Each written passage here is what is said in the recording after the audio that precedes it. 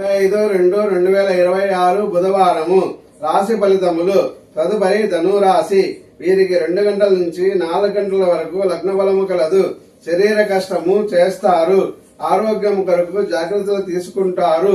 కోరిన భోజనము కోరుకుంటారు. సకాల నిద్ర సకాల భోజనము చేయాలని చూస్తారు. నీచార్జన నీచ సహవాసము తప్పదు. తదుపరి మకర రాశి. వీరికి 4 గంటల నుంచి 6 గంటల వరకు లగ్న బలము కలదు. విద్య, సంతాన విషయాలు, జ్ఞానము, పుస్తక పఠనము మొదలగునవి ఉంటాయి. తల్లితో ఈ రోజు మాట్లాడుతారు. శరీర శ్రమ కలదు.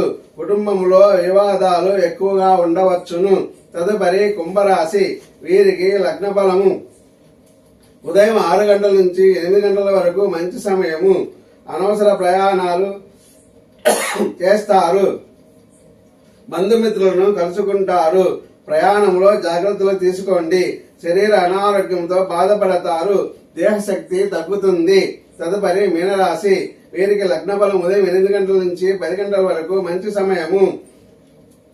పుట్టిన నుండి వార్తలు వింటారు.